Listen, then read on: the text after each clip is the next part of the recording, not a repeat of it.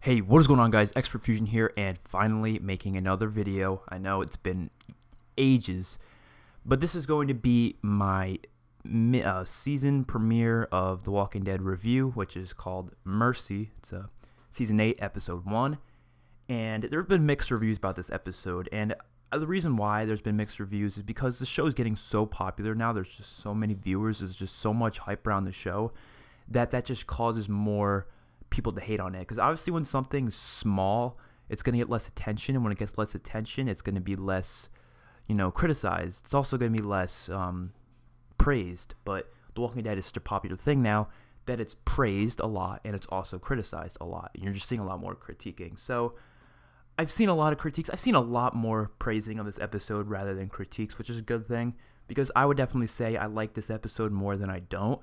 But there is a few things about the episode that I'm kind of like about, and I'm going to kind of talk about that. So I'm going to go through the positives first, because I love being negative, but being positive is better. So I'm going to start going over some things that I loved about the episode.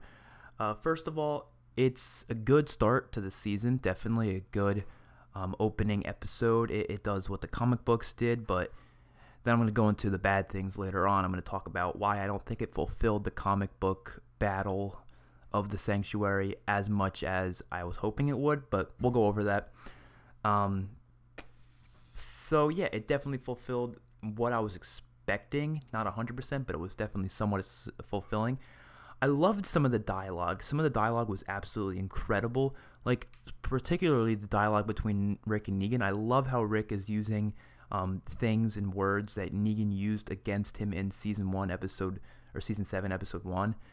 He's using these different things like, oh, I'm going to start counting, and he starts counting down just like Negan did, and taking the picture of the place just like he did, saying he already told you, I'm going to kill you, whatever.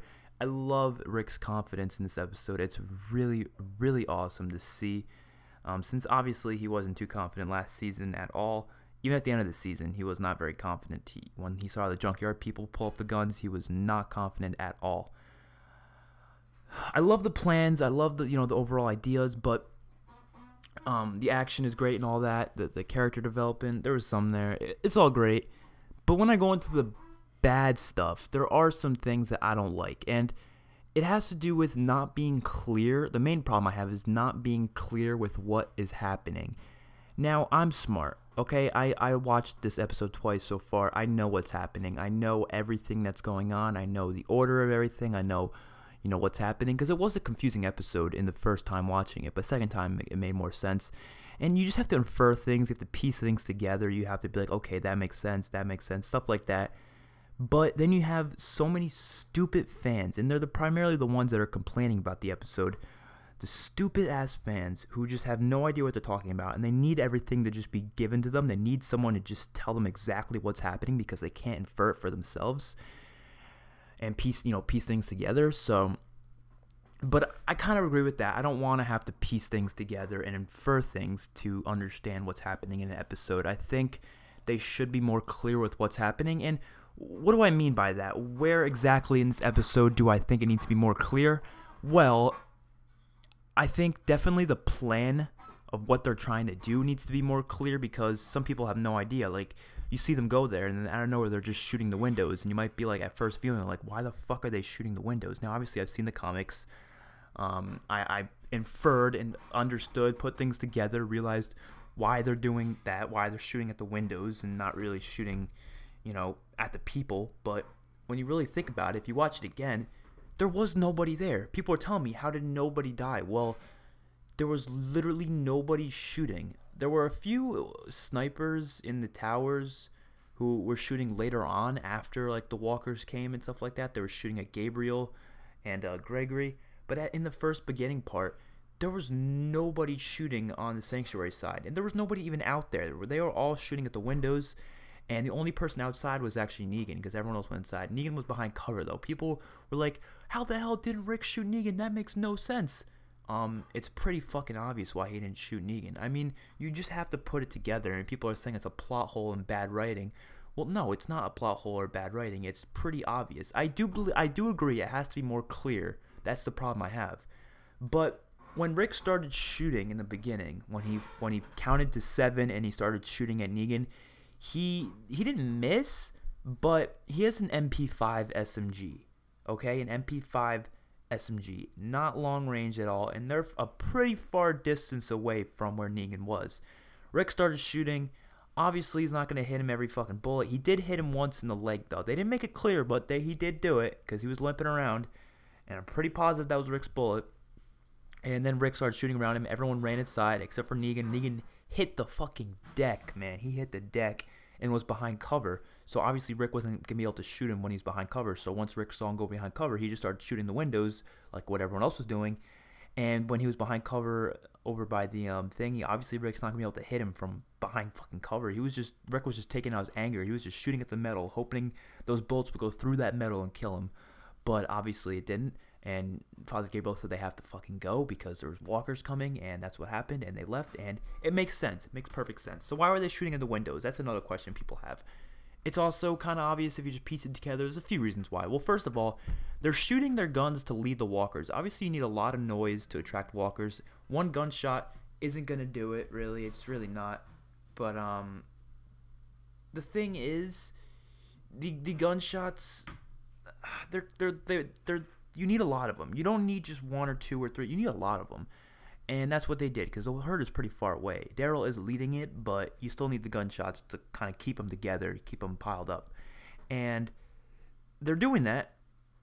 And in the process, they realize, well, might as well shoot out the windows. Why? Well, because the windows, first of all, they thought there could be snipers in those windows. There could be people in those windows just in the rooms and stuff like that.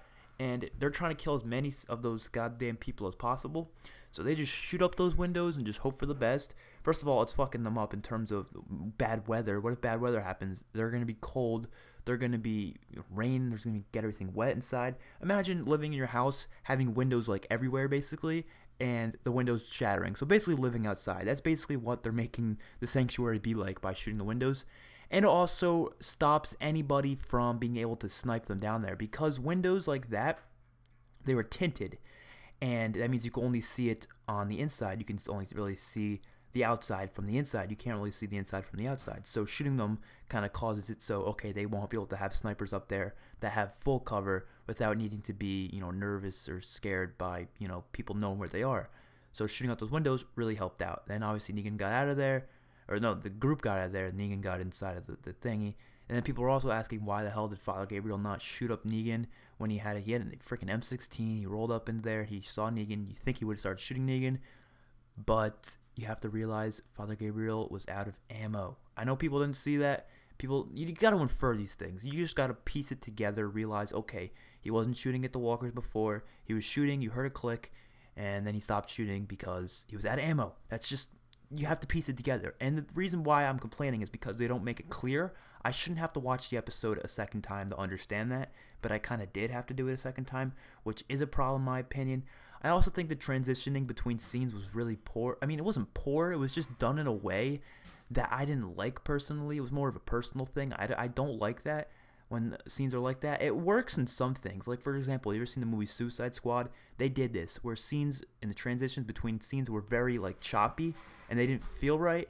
But for some reason, in my opinion, it felt good in a movie format. That feels good in the movie format and the Suicide Squad. It just felt good in that movie. But for Walking Dead, we never had stuff like that. Walking Dead has always had transitioning into new scenes very fluidly and calmly, and you kind of get... It's kind of spread out a little bit. It's not so fast-paced. And I think it should be spread out a little bit. I feel like they just kind of rushed through some of these transitions and stuff like that, and they just had random scenes everywhere.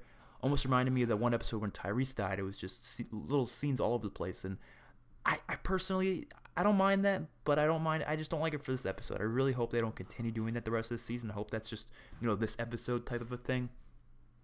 I love the callbacks to the first episode. That was cool too. What else? What else is a problem that I have? Well, they keep showing things off screen, like who shoots who, like for example, someone will die, get shot in the head in the distance, and that's all they'll show. They won't show who did it. They won't show, there's little tidbits I just want to know. When Rick stabbed the guy, they didn't show him actually stabbing him. They just showed above it, just so they didn't have to show the gore. I guess, I don't know, but that's obnoxious in my opinion. I feel like it costs more money, takes more time, obviously, to do stuff like that. But it's just those little things that just kind of aggravate me when they show things off screen like that. It's like, oh, I don't know. It's a little underwhelming. And even during the battle, my biggest gripe with the battle itself is I'm gonna be okay with it because I know the rest of the season is gonna be action packed and crazy, and people are gonna die and stuff like that.